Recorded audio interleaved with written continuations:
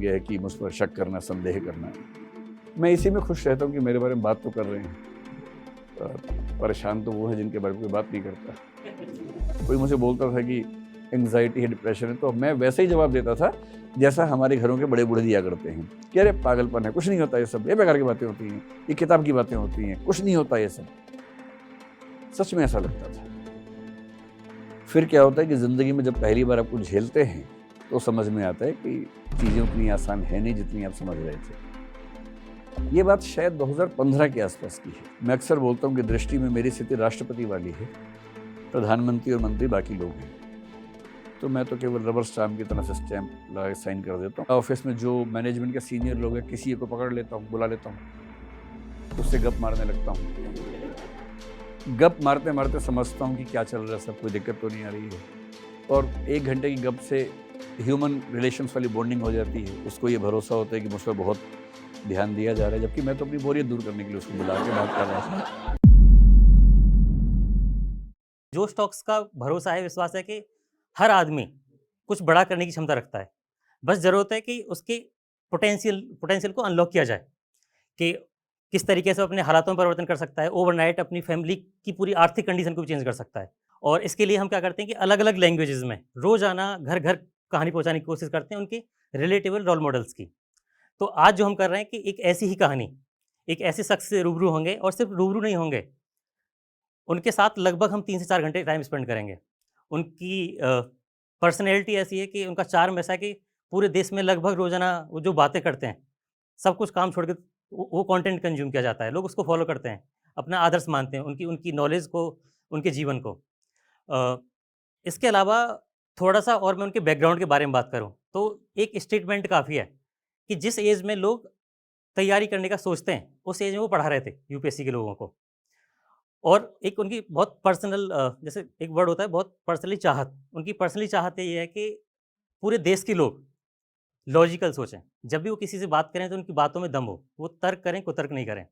तो वेलकम करते हैं दृष्टि आईएएस के सीईओ, फाउंडर, एमडी डॉक्टर विकास दिव्यकीर्ति जी का।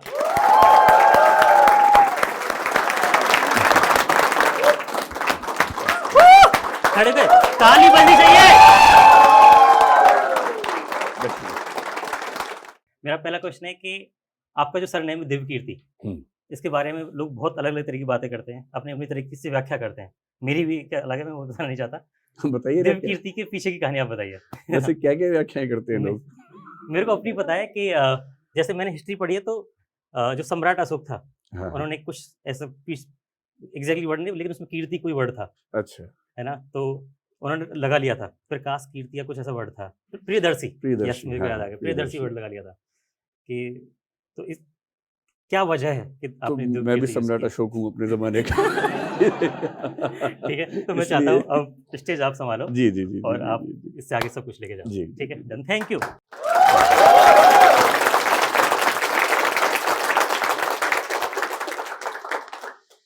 मेरे नाम में जो दिव्य कीर्ति है उसका संबंध मतलब मेरी चॉइस से नहीं है, मेरे फैमिली से है, परिवार से है।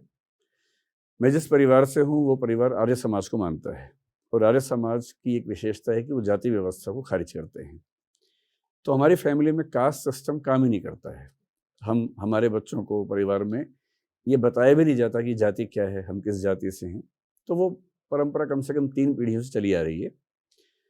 जो मेरे पेरेंट्स की जनरेशन थी, उस जनरेशन में बहुत सारे लोग साहित्यकार हैं। मेरे पिताजी भी साहित्यकार हैं, उनको हरियाणा के साहित्य अकादमी से कई अवार्ड्स मिले हैं, कई उपन्यास लिखे हैं उन्होंने। तो उस समय उन साहित्यकार परिवार के लोगों में एक राय बनी कि बच्चों के हम कास्ट नेम तो नहीं लगाएंगे, तो क्यों ना कुछ मौलिक सा नाम रखें जो साहित्यिक सा हो। तो ऐसा हमारे पूरे खानदान में 3-4 परिवारों में हुआ, उनमें से एक हमारा परिवार था। तो हम 3 भाई हैं, मैं सबसे छोटा भाई हूँ, और हम तीनों भाइयों के सरनेम अलग-अलग हैं।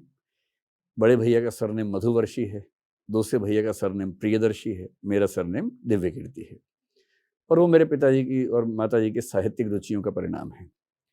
जब मैं छोटा था तो मेरा नाम, जब सरनेम लगाया गया तो चक्रवर्ती लगाया गया था। बाद में मेरे पिताजी को ये रियलाइज़ हुआ कि बंगाल में ये एक कास्ट नेम है, तो क्योंकि वो बंगाल में कास्ट नेम है और फिर कास्ट वाली फीलिंग ना आने लगे और क्षेत्रीय अनुभूति ना होने लगे कि बंगाल से मैं हूँ, तो फिर उन्होंने सोचा कि इसको बदलें, और तब मेरे एक मामा जी जो हंसराज कॉलेज में प्रोफेसर थे उस समय, डॉक्टर प्रशांत उनका नाम था, अब वो नहीं है, उनके बच्चों के नाम में दिव्य कीर्ति लगा हुआ था, तो उनसे बोरो करके हमने, मतलब मेरे पिताजी ने मेरे नाम को विकास दिव्य कीर्ति किया। और 10th क्लास से पहले की बात है, तो मेरे सारे सर्टिफिकेट्स में, मेरे पासपोर्ट में, मेरे ड्राइविंग लाइसेंस में नाम विकास दिव्य कीर्ति ही है। ये रखा हुआ नाम नहीं है, ये मेरा ओरिजिनल और लीगल नेम है। ये केवल शौक से रखने वाला नाम नहीं है, यही मेरा वास्तविक नाम है।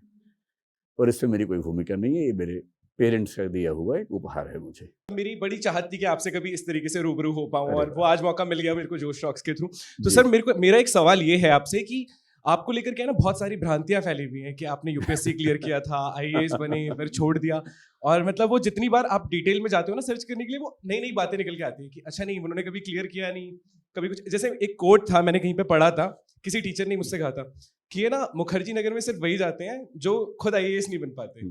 तो मेरे को आपसे जानना था, क्योंकि अब ये मौका मिला है, तो बिल्कुल सीधा मैं आपसे ही जानना चाहता हूँ। ठीक भी है, जब कोई दुविधा हो तो पूछ ही लेना चाहिए। ये बात सही है कि पिछले कई दिनों से ऐसी बातें मैं भी सुनता हूँ कि ऐसी अफवाहें हैं, लेकिन अफवाहों का समाधान कहाँ करूँ, कैसे करूँ? तो मैंने कई साल के संकोच के बाद पहली बार पिछले साल एक इंटरव्यू दिया ललन टॉप को। उन्होंने भी ये सवाल मुझसे पूछा, आपने शायद वो देखा नहीं होगा क्योंकि मैंने उसमें इसका जवाब दिया हुआ है। जब उन्होंने मुझसे पूछा तो मैंने इसका जवाब वहाँ भी दिया, आज फिर दे देता हूँ। हालांकि मेरी व्यक्तिगत राय ये है कि मैं बहुत जवाब देने में यकीन नहीं रखता हूँ। किसी को मेरे बारे में गलत सोचना है तो मैं उसको पूरा मौका देता हूँ कि वो सोचे, न कि मैं उसको जवाब दे के उसको मतलब मैं क्यों उसको उसकी मौलिक कल्पनाओं से मुक्त कर दूं। अगर उसकी कल्पनाएं हैं, उसको मजा आ रहा है सोचने में, और यदि मेरे बारे में 4 गलत बातें बोलने से उसकी खुशी बढ़ रही है, उसका हैप्पीनेस इंडेक्स बढ़ रहा है, तो मैं क्यों उसकी खुशी कम करूं।